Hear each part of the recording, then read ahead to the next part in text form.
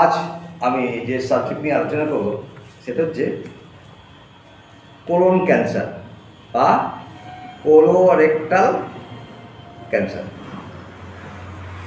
আমরা জানি ক্যান্সার এক ভয়াবহ রোগ।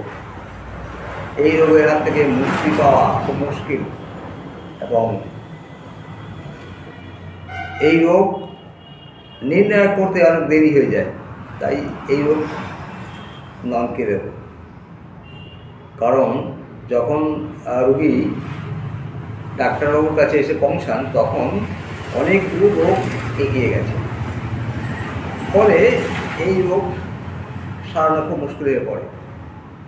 কিছু কিছু ক্ষেত্রে রোগীকে ভালো রাখা যায়, কিছু কিছু ক্ষেত্রে কী করা যায়, আর অধিকাংশ ক্ষেত্রেই মানুষ পরলোক গমন করে। কোলন ক্যান্সার কাকে বলে আমাদের জানতে হবে। কোলনের অস্বাভাবিক কোষ বৃদ্ধিকেই কোলন ক্যান্সার বলবে। অর্থাৎ কোলনে প্রথমে একটা ওই পলিপ জাতীয় একটা গ্রোথ দেখা যায়, সেই গ্রোথটাই পরবর্তীকালে ক্যান্সার হিসাবে পরিগণিত হয়। এই কোলনের অস্বাভাবিক কোষ বৃদ্ধি এই হলো কোলন ক্যান্সার। কেমন, এর কিছু সিমটম আমি পরবর্তীকালে আলোচনা করছি। তো এখন এই কোলোরেক্টাল ক্যান্সার কি এটা আমাদের জানতে হবে। তার আগে কোলনের যে ক্যান্সার, যে কোলনটা কোথায় অবস্থিত সেটা একটু ভালো করে সাধারণ মানুষের জন্য প্রয়োজন খুব। এই যে ভিডিও বানাচ্ছি, এই ভিডিওগুলো শুধু মেডিকেল ছাত্র বা নব শিক্ষার্থী বা যারা ডাক্তারি পড়েছেন, যথেষ্ট বেশি হৃদয়ঙ্গম করতে পারেননি এইসব বিষয়গুলো, তাদের উদ্দেশ্যে যেমন এই ভিডিও, ঠিক তেমন সাধারণ মানুষ যারা বিভিন্ন রোগে জর্জরিত, কী অবস্থা থাকলে কখন ডাক্তারের কাছে যেতে হবে বা কোন দিকে রোগ বাড়াচ্ছে, এইসব প্রশ্ন নিয়ে তারা কোনো চিকিৎসকের শরণাপন্ন হলে খুব তাড়াতাড়ি রোগ নিরূপণ করা সম্ভব হয় এবং তার সঠিক চিকিৎসা করে রোগীকে স্বাভাবিক সুস্থ জীবনে ফিরে দেওয়া যায়। তাই এইসব উদ্দেশ্যেই আমার এই ভিডিওগুলো করা। তোমরা যারা ছাত্র তারা অবশ্যই এগুলো ভালো করে মনে রাখার চেষ্টা করো, যাতে তোমরাও অতি সহজে রোগ নির্ণয় করতে পারো। তো আমরা জানি যে ডাইজেস্টিভ সিস্টেমের একটা অংশের নাম হচ্ছে কোলন। সেই কোলনের ক্যান্সার, মুখ গহ্বর থেকে একটা খাদ্য নালী বেরিয়ে গেছে গিয়ে স্টমাক নামক একটা ডাইজেস্টিভ সিস্টেমের এক অঙ্গ, সেখান থেকে খাবার হজম হয়ে যেটুকু দরকার পরিবেশের কাজের জন্য সেটুকু শরীর নিয়ে নেয়, বাকিটা বর্জ্য হিসাবে মলদ্বার দিয়ে বেরিয়ে যায়। তো ওই স্টমাকের পরে স্মল ইন্টেস্টাইন, তারপরে লার্জ ইন্টেস্টাইন অর্থাৎ কোলন। এই কোলনের পরে রেকটাম, দেন অ্যানাস, যেখান দিয়ে মল বেরিয়ে যায়। আবার উল্টো দিক থেকে অ্যানাসের পরে রেকটাম, রেকটামের পরে বৃহদন্ত্র বা কোলন। এই কোলনের ক্যান্সার। তো এই কোলনের ক্যান্সার এই সিমটম কী থাকে, কাদের এই কোলন ক্যান্সার হয়, তার চিকিৎসাই বা কী, এগুলো আমাদের জানতে হবে। তো কোলন ক্যান্সারের সিমটম কি না, সিমটম হলো হঠাৎ কিছুদিন যাবৎ রুগী লক্ষ্য করছে যে তার কখনো কখনো শক্ত পায়খানা করছে, আবার কখনো কখনো পাতলা পায়খানা করছে। এই সিমটম কিন্তু কোলন ক্যান্সারের একটা ভালো সিমটম। শুধু তাই নয়, এদের পায়খানা সকালে যেহেতু রেগুলার, সেটা এখন বিকালবেলা হয়ে গেছে, বা কেউ বিকালবেলা যেত সেটা এখন সকালবেলা হয়ে গেছে, বা কোনো টাইম মেনটেন করছে না, কখনো সকালে, কখনো দুপুরে, কখনো বিকালে পায়খানা হচ্ছে। এমন তো হওয়ার কথা নয়। পায়খানা একটা নির্দিষ্ট সময় হবে, এরকমই আমরা এক্সপেক্ট করি। যেমন আমরা জানি একটা স্কুলে যাওয়ার সময় কটা, স্কুল থেকে বাড়ি ফেরার সময় কটা, অফিস যাওয়ার সময় কটা, আর অফিস থেকে কাজ ব্রেক করে বাড়ি ফেরার কটা, এসব একটা টাইম থাকে। ঠিক তেমন পায়খানা করার একটা নির্দিষ্ট সময় আছে। অধিকাংশ মানুষই সকালে ঘুম থেকে উঠেই পায়খানা যায়, কোনো কোনো ক্ষেত্রে টিফিন খেয়ে যায়, কেউ কেউ না খেয়ে চলে যায়, আবার কোনো কোনো ব্যক্তি রাত্রে পায়খানা করে। তো এই যে পায়খানা করার একটা শিডিউল সময় প্রত্যেকেরই আছে প্রায়, কিন্তু যখন এই শিডিউল সময় মেনটেন করা হচ্ছে না, করা যাচ্ছে না, তখন আমরা একটু চিন্তা অবশ্যই করবো যে কেন এমন হচ্ছে। তাহলে এটা কোলন ক্যান্সারের একটা সিমটম। আর কি ছিল, তো শরীর স্বাস্থ্য ভালো, হঠাৎ করে তার শরীর স্বাস্থ্যটা ভেঙে পড়ছে, কোনো অজানা কারণে, কোনো কারণ জানা যাচ্ছে না। সে খাচ্ছে যাচ্ছে, যা খেত, মাছ মাংস ডিম দুধ যা খাওয়ার সেটা খেত, কিন্তু তা সত্ত্বেও তার শরীরটা দিনের পর দিন ভেঙে যাচ্ছে। পায়খানার কথা একটু আগে বলছিলাম, তো পায়খানা আরেকটা সিমটম থাকে আনস্যাটিসফ্যাক্টরি অবস্থা, অর্থাৎ পায়খানা করে যেন তার পরিতৃপ্তি হয় না, মনে হয় আরও পায়খানা রয়ে গেছে, এইরকম একটা অনুভূতি। এটা কিন্তু ক্যান্সারের একটা, কোলন ক্যান্সারের একটা লক্ষণ। আর কি পায়খানা কালো হওয়া বা পায়খানার সঙ্গে রক্ত আসা। এখন এই পায়খানার সঙ্গে রক্ত আসলে অনেক রোগের কথাই আমাদের মনে হতে পারে। তো আমরা যদি দেখি যে পায়খানার সঙ্গে কফি ব্রাউন কালারের রক্ত আসছে, পায়খানাটা কালো হচ্ছে, তাহলে কিন্তু আমরা ভাবতে পারি যে এটা ক্যান্সার হলেও হতে পারে, কোলন ক্যান্সার হলেও হতে পারে। তো এগুলো কিন্তু কোলন ক্যান্সারের অত্যন্ত প্রয়োজনীয় লক্ষণ। যদি কোনো বংশে ক্যান্সার ইতিহাস পাওয়া যায় আর এইসব সিমটমগুলো অ্যারেঞ্জ করে, তাহলে আমরা ধরেই নেব যে ওই ব্যক্তি কোলন ক্যান্সার আক্রান্ত হতে চলেছে। তো খিদে না পাওয়া, খিদে ঠিকমতো পাচ্ছে না, পেটটা সবসময় যেন ফুলে আছে, খাওয়ার অব্যহিত পড়ে বা খাওয়ার আগে থেকেই যেন পেটটা ফুলে আছে, এই অনুভূতি, এটা কোলন ক্যান্সারের একটা লক্ষণ। কোনো কিছু ভালো লাগছে না, কোনো কাজে মন লাগছে না, একটা অস্বস্তি, একটা ক্লান্তি তাকে গ্রাস করে আছে। এ যদি হয়, কোনো কারণ খুঁজে না পাওয়া যায়, তাহলে এটা কোলন ক্যান্সার হলেও হতে পারে। আর কি পৃথিবীতে অনেক ধরনের খাদ্য আছে, আমরা প্রত্যেকেই জানি যে আমরা অনেকেই খাওয়ার জন্য যেটা বাঁচতে চাই, বাঁচার জন্য যে খাওয়ার প্রয়োজন এটা আমরা ভুলে যাই। আমরা অনেকেই মানে খাবার একটু উন্নত মানের খেতে চেষ্টা করি, কারো মাছ ভালো লাগে, কারো মাংস, কারো ডিম, কারো বা ভেজিটেবল, বিভিন্ন খাবারের প্রতি প্রত্যেকটা মানুষের একটা আসক্তি থাকে। কিন্তু এই সময় প্রায় কোনো খাবারের প্রতি আর আসক্তি থাকে না। রাজ্যে এত সুন্দর সুন্দর খাবার আছে, আগে সে মাছ খেতে ভালোবাসতো, দুধ খেতে ভালোবাসতো, ডিম খেতে ভালোবাসতো, এখন এগুলো দেখলেও তাকে আকর্ষণ করে না। এ যদি অবস্থা হয়, তাহলে ভাবতে হবে আমাদের কোলন ক্যান্সারে আক্রান্ত হতে পারে ওই ব্যক্তি। ডাক্তারবাবুর কাছে যখন এসে এই সমস্ত সিমটম পেশেন্ট ন্যারেট করে, তখন আমরা কোলন ক্যান্সার কিনা ভাবতে থাকবো। পেটে একটা অস্বস্তি, একটা ব্যথা, একটা ডিসকমফোর্টের পেশেন্ট ফিল করে। এইরকম যদি অবস্থা হয়, তাহলে কোলন ক্যান্সার হলে হতে পারে। এখন কোলন ক্যান্সার কেন হয় এটা আমাদের জানতে হবে। কোলন ক্যান্সারের সিমটম জানলাম, লক্ষণ আমরা কোলন ক্যান্সারে জানলাম, কেন হয় আমাদের জানতে হবে। কোলন ক্যান্সারের কারণ এখনো পর্যন্ত সুনির্দিষ্টভাবে আমরা জানতে পারিনি।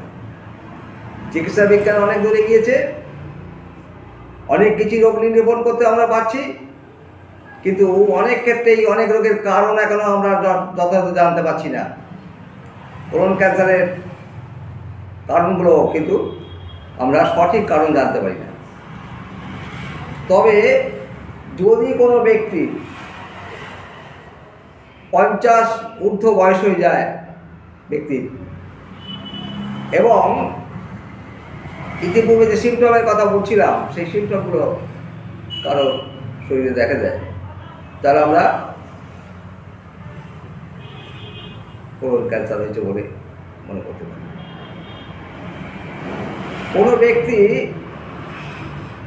যদি স্থূল হয়, মোটাসোটা হয়, তাহলে তার ডায়াবেটিস হওয়ার মতো, হার্ট ডিজিজ হওয়ার মতো তার কোলন ক্যান্সার হওয়ার প্রবণতা একটু বেশি পরিলক্ষিত হয়। যদি বংশ ইতিহাসে থাকে কোলন ক্যান্সার বা শরীরের অন্য যে কোনো অঙ্গের ক্যান্সার, তাহলে ওই ব্যক্তির যে সিমটমগুলো একটু আগে ন্যারেট করেছি, এই সব ধরনের সিমটম থাকে, তাহলে কিন্তু বুঝতে হবে যে এই কারণটা ওই কোলন ক্যান্সার। আর কি, ডায়াবেটিস নামক এক দুরারোগ্য ব্যাধি যদি আক্রান্ত হয়, তাহলে ওই ব্যক্তি কোলন ক্যান্সার হওয়ার সম্ভাবনা অনেকটা থেকে যায়। আমি ইতিপূর্বে বলেছি যে বংশ ইতিহাস যদি ক্যান্সারের হিস্ট্রি পাওয়া যায়, তাহলে কিন্তু ক্যান্সার হওয়ার একটা প্রবণতা আমরা যে ব্যক্তি উপরোক্ত মানে আগে যে সমস্ত উক্ত সিমটমের কথা বলছি, সিমটমগুলো তাকে তাহলে ক্যান্সার হয়েছে। তাহলে আর কি, বিভিন্ন কেমিক্যাল যদি কেউ ঘাটে বা কেমিক্যাল ফ্যাক্টরিতে চাকরি করে বা ডাইরেক্ট কন্ট্যাক্ট করে কেমিক্যালের সঙ্গে শরীরে, সেক্ষেত্রে কিন্তু ক্যান্সার একটা প্রবণতা থাকে। রঞ্জক পদার্থ অর্থাৎ বিভিন্ন রকমের রং যেগুলো খাবারের সঙ্গে মেশানো হয়,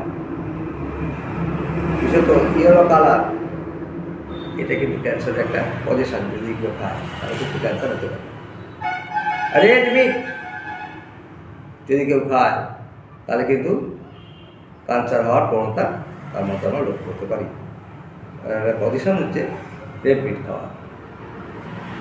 fast food and junk food যারা খায় তারা কিন্তু ক্যান্সারে আক্রান্ত হওয়ার প্রবণতা তৈরি করে।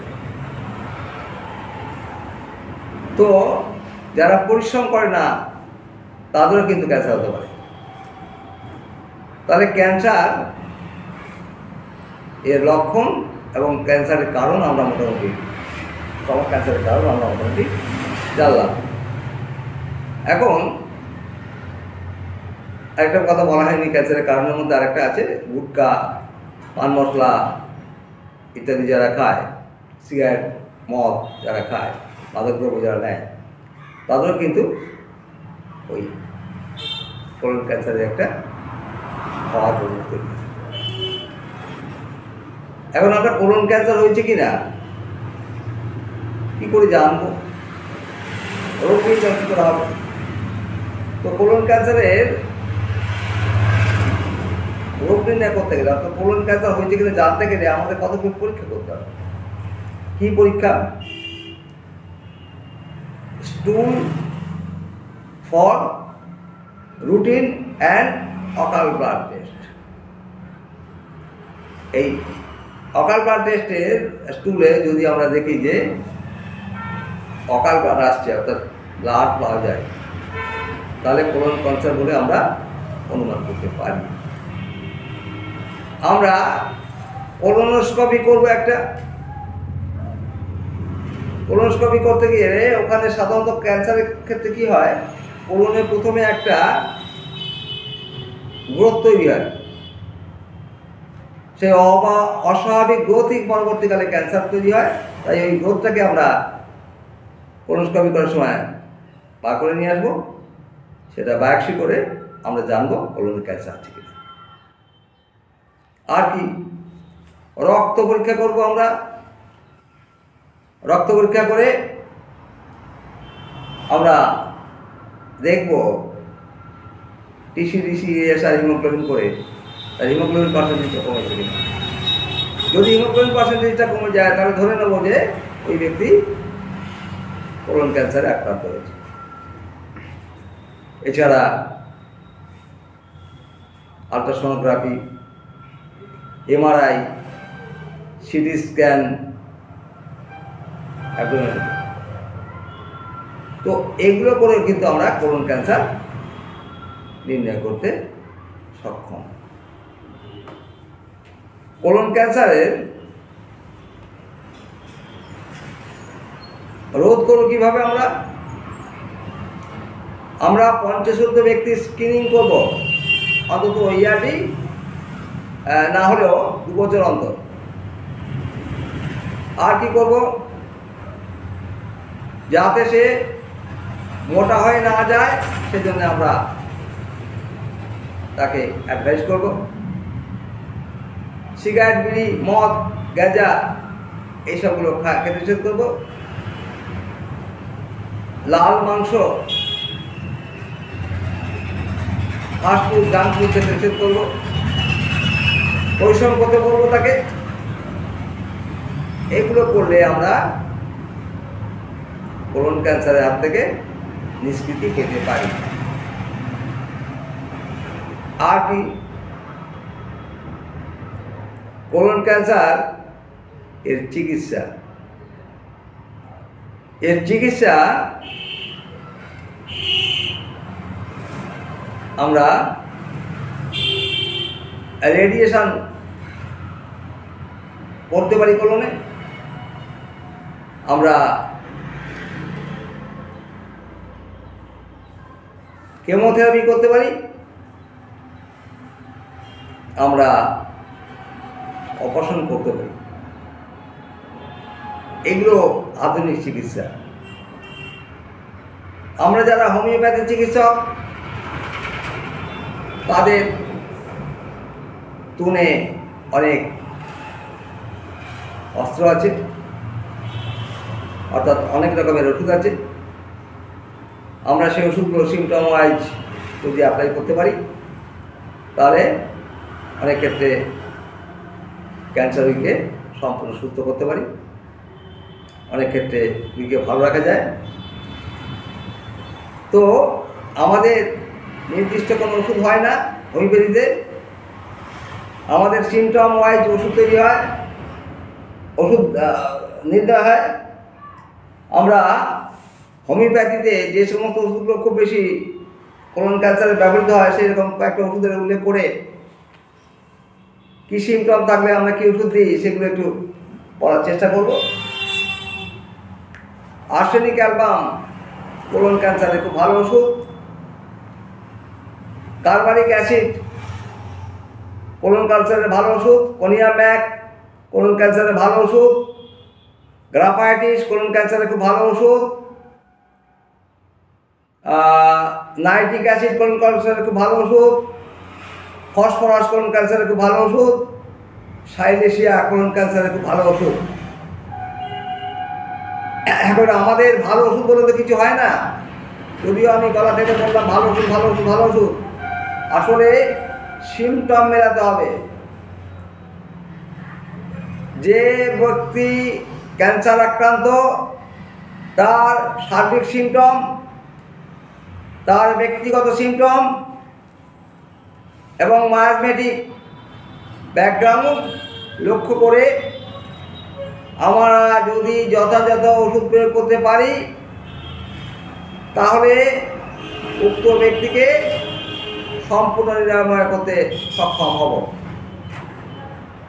তাই আমাদের মেটিমেটিকে খুব ভালো দখল থাকতে হবে, অর্গাননে খুব ভালো দখল থাকতে হবে এবং অর্গানন এবং মেটিমেটিকাকে ঠিকভাবে যদি আয়ত্ত করতে পারি এবং হোমিওপ্যাথিক্যালি যদি চিকিৎসা করতে পারি তাহলে অনেক ক্ষেত্রেই আমাদের সফলতা নিশ্চিত। তবে দুঃখের বিষয় যে সাধু আমাদের দেশে অনেক আছে, কিন্তু কে যে সাধু আর কে যে সাধু নয় এটা নিরূপণ করা খুব মুশকিল। অর্থাৎ হোমিওপ্যাথি চিকিৎসক আমাদের দেশে অভাব নেই। কেউ বা 25 বছর 35 বছর ধরে ব্যবসায়ী করছেন, তিনি হোমিওপ্যাথি করে খাচ্ছেন, গাড়ি বাড়িও করেছেন, কিন্তু প্রকৃত হোমিওপ্যাথি চিকিৎসক নন। তিনি পেটেন্ট ওষুধ দেন, তিনি মাদার টিনচার ব্যবহার করেন, তিনি একাধিক ওষুধ একসঙ্গে অ্যাপ্লাই করেন। এই শ্রেণীর হোমিওপ্যাথি ডাক্তারের সংখ্যা আমাদের দেশে প্রচুর। শুধু আমাদের দেশে বললে ভুল হবে, যারা হোমিওপ্যাথি চিকিৎসক বলে নিজেদের পরিচয় দেয় তারা অধিকাংশই এই ধরনের চিকিৎসায় অভ্যস্ত। অর্থাৎ mother tincture, at a time একাধিক ওষুধ এবং পেটেন্ট ডাক, এদের দ্বারা কখনোই কোলন ক্যান্সার নামক দুরারোগ্য ব্যাধি থেকে মানুষকে মুক্তি দেওয়া সম্ভব নয়। অনেক সময় প্যালিয়েশন করতে পারে এরা, কিন্তু কিওর বলতে যা বোঝায়, সুস্থতা বলতে যে স্বাভাবিক অবস্থা বলতে যা বোঝায়, এরা কখনোই রোগীকে স্বাভাবিক অবস্থায় ফেরাতে পারবে না।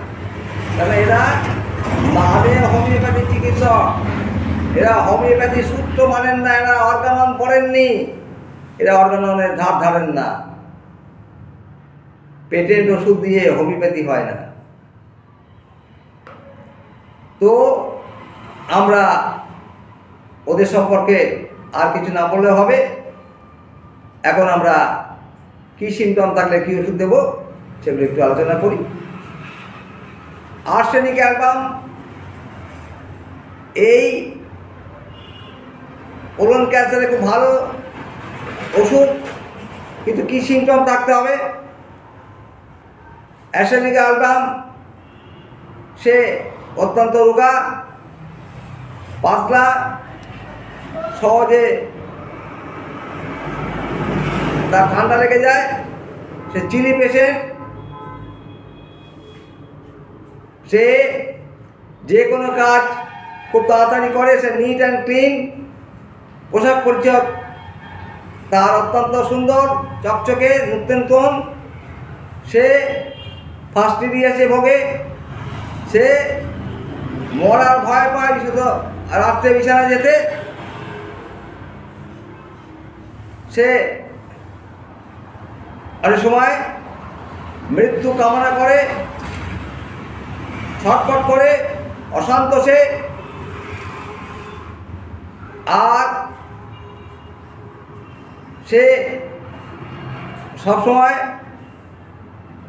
তার কোলন ক্যান্সার হলে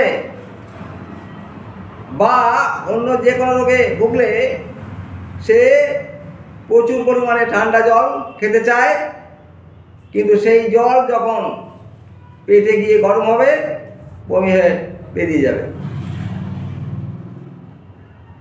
পেটের ক্যান্সারের জ্বালা প্রচণ্ড শুরু হবে, সে গরম খেলে তার ওই ক্যান্সারের যন্ত্রণা নিবৃত্তি করবে। এদের ক্যান্সার সাধারণত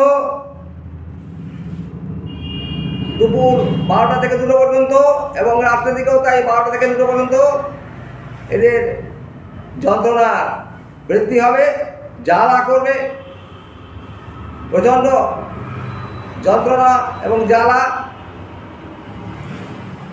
এদের মল সাধারণত পাতলা হয়, দুর্গন্ধযুক্ত হয়। এদের মল খুব বেশি রকমের হয়, সেটা ওই নির্দিষ্ট টাইম, অর্থাৎ 12 থেকে 2টো, সেটা রাত হোক আর দিন হোক। সেই মলে প্রচণ্ড দুর্গন্ধ, শরীরের বিভিন্ন ডিসচার্জ যেগুলো আসবে সেগুলো অ্যাক্রিড। এই সিমটম যদি থাকে আমরা তাকে আর্সেনিক অ্যালবাম দেবো। এখন আমরা গ্রাফাইটিসকে নিয়ে আলোচনা করি, কারণ গ্রাফাইটিস শুধু কোলন ক্যান্সার নয়, শরীরের বিভিন্ন জায়গায় ক্যান্সারের খুব ভালো ওষুধ। তো কী সিমটম? গ্রাফাইটিসের রোগী মোটা, তার বুদ্ধি মোটা, তার শরীরের চামড়া রোগ থাকে, অথবা কোনোভাবে সে ভালো করেছে, মলম লাগিয়ে হোক, গাছের পাতা রস দিয়ে হোক, নিজের পক্ষে মাদুলি দিয়ে হোক, ভালো করে ফেলেছে। করার পরে তার এই ক্যান্সার রোগ তৈরি হয়েছে, বা তার গায়ে প্রচুর পরিমাণে চামড়া রোগ হয়ে গেছে, যা দিয়ে অত্যন্ত ঘন আঠালো মধুর মতো রস সিক্রিট করছে, বা কোনো কালে করতো। এরা চিনি পেশেন্ট, শীতে খুব জড়সড়, কিন্তু পাখার বাতাস চায়, ওপেন এয়ার চায়। এরা মাছ মাংস একেবারে ভালোবাসে না। এদের পেটে যখন ক্যান্সার আক্রান্ত হয়, মানে কোলন ক্যান্সার যখন হয়, তখন এরা যদি ঠান্ডা দুধ খায় বা দুধ যদি খায়, তাহলে ওই যন্ত্রণার অনেক ক্ষেত্রে নিবৃত্তি হয়। কোলনের প্রচণ্ড যন্ত্রণা, জ্বালা, বিশদ জ্বালা, এই জ্বালা নিবৃত্তি হয় যদি নাকি সে দুধ খায়। এদের বুদ্ধি শুদ্ধি একেবারে নেই, কোনো সিদ্ধান্তে আসতে পারে না। এরা হাসতে জানে না, হাসতে ভুলে যায়, নাম করে ছাড়া। এই যদি অবস্থা হয়, তাহলে আমরা তাকে গ্রাফাইটিস নামক ওষুধ প্রয়োগ করব। সেক্ষেত্রে রোগী ভালো হয়ে যাবে বা ভালো থাকবে, বা পরবর্তীকালে গ্রাফাইটিসের পরে অন্য কোনো ওষুধের সিমটম থাকলে আমরা সেই ওষুধ প্রয়োগ করে রোগীকে সম্পূর্ণ সুস্থ করতে পারি। আমরা নাইট্রিক অ্যাসিডের কথা একটু ভাবি। নাইট্রিক অ্যাসিড কোলন ক্যান্সার শুধু নয়, অন্যান্য অঙ্গ প্রত্যঙ্গের ক্যান্সার ভালো ওষুধ। এদের সাধারণত এরা চিনি পেশেন্ট, দেখতে একটু কালো বর্ণের, রোগা পটকা। এদের শরীরে বিভিন্ন অঙ্গ প্রত্যঙ্গ দিয়ে রক্তস্রাব হয়। ক্যান্সার হলেও মলের প্রচুর রক্ত থাকে, মলের সঙ্গে কখনো কখনো দাঁত দিয়ে রক্ত বেরোতে দেখি আমরা, নাক দিয়ে মুখ দিয়ে রক্ত বাড়াতে দেখি। এরা দুধ খেতে চায় না। এরা প্রচণ্ড ক্রোধী, সব প্রিয়া এদের মধ্যে আছে। এদের পেচ্ছাপে প্রচণ্ড দুর্গন্ধ থাকে। এদের মুখে পায়খানা প্রচণ্ড দুর্গন্ধ।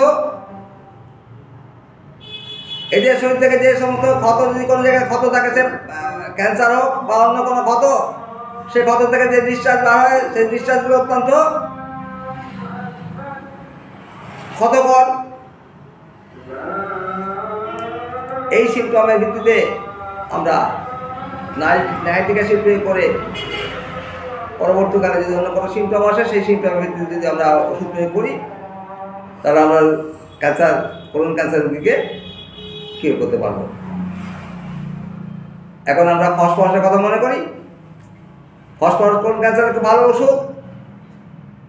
ফসফরাস এরা বয়সের তুলনায় অনেক তাড়াতাড়ি বেড়ে যায়। এদের ভ্রু জোড়া হয়, দেখতে খুব সুন্দর হয়। এরা একটু পুজো হয়ে থাকে।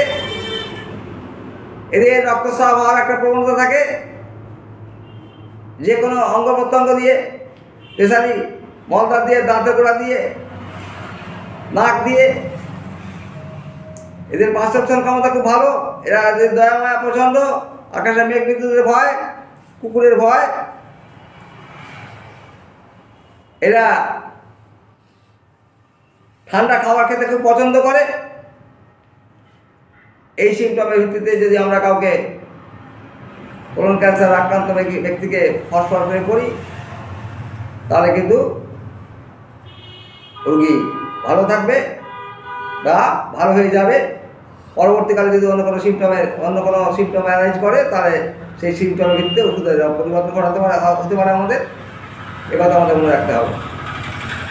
কোনিয়াম্যাক কোলন ক্যান্সারের ভালো ওষুধ। বিশেষত কোনিয়াম্যাক সাধারণত গ্ল্যান্ড ক্যান্সারের খুব ভালো প্রয়োগ আছে, কিন্তু ওই কোলন ক্যান্সার হলে আমরা সিমটম যদি কনিয়া ম্যাকে থাকে তাহলে প্রয়োগ করবো। রুগী কিওর হবে কি সেটা না, যে শরীরের বিভিন্ন গ্ল্যান্ডগুলো এনলার্জ হয়। মহিলা হলে তাদের মেনস্ট্রুয়েশনের সময় মেমোরি গ্ল্যান্ড হার্ড হয়, ওখানে টিউমারটাই গ্রোথ ফিল করে পেশেন্ট। এদের সাধারণত অনেক বয়সে বিয়ে হয়। এদের মাথা ঘোরে, যদি মাথাটা নাড়ায় বা বিছানায় যদি শুয়ে থাকে মাথা যদি অন্যদিকে ঘোরায়, অবস্থায় এদের মাথা প্রচণ্ড ঘরে। এদের পায়খানা পেচ্ছাপ সাধারণত ঠান্ডা হয়। আমরা জানি সালফারের পায়খানা গরম, তো আমাদের ওই কনিয়া ম্যাকের পায়খানা পেচ্ছাপ ঠান্ডা। আর এদের বিরক্তি সবসময় রাগান্বিত ভাব, সহজে ভুলে যায়, কিছুই মনে রাখতে পারে না, পৃথিবী এদের কাছে যেত বলে মনে হয়। এদের পেচ্ছাপ এক নাগারে হয় না, বারবার ইন্টারাপ্ট হয়। এদের ঘামের একটা বিশেষ বৈশিষ্ট্য আছে, যখন এরা চোখ বন্ধ করে বা ঘুমিয়ে পড়ে তখন এদের সমস্ত শরীরে ঘাম দেখা দেয়। এইসব সিমটম মিলিয়ে যদি আমরা কাউকে কনিয়া ম্যাক প্রয়োগ করি বা যদি সিমটম অন্য আসে রুগী পরবর্তীকালে কনিয়া ম্যাক প্রয়োগ করার পরে, তাহলে সেই ওষুধের সাহায্যে আমরা ক্যান্সার নামক ব্যাধি থেকে রুগীকে সুস্থ করতে পারি। কার্বনিক অ্যাসিড কোলন ক্যান্সারের খুব ভালো ওষুধ। এরা চিনি পেশেন্ট হয়, ইরিটেবল টেম্পারামেন্টের, এরা মোটা হতে পারে, রোগা হতে পারে। এদের সবচেয়ে বড় বৈশিষ্ট্য হচ্ছে যে এদের মুখে এবং শ্বাস প্রশ্বাসে প্রচণ্ড দুর্গন্ধ, বিশেষ যদি এদের ওই কনস্টিপেশন থাকে, পেটে প্রচণ্ড জ্বালা থাকে, অত্যন্ত যন্ত্রণা হতে থাকে। এইসব সিমটম বিশেষত যে সিমটমটা পূর্বে উল্লেখ করেছি, আবার সেটাকে টেস্ট দিয়ে বলছি যে এদের মুখে প্রচণ্ড দুর্গন্ধ, শ্বাস প্রশ্বাসের দুর্গন্ধ, ডিউরিং কনস্টিপেশন, এই সিমটমটা কার্বনিক অ্যাসিডের মজ্জাগত। এই সিমটম যদি পাই তাহলে আমরা কার্বনিক অ্যাসিড বা পরবর্তীকালে অন্য কোনো ওষুধের সাহায্যে যা সিমটম করেসপন্ডেন্স করবে দিয়ে আমরা কোলন ক্যান্সার রোগীকে সম্পূর্ণ রোগমুক্ত করতে সক্ষম হব। এটা শেষ করা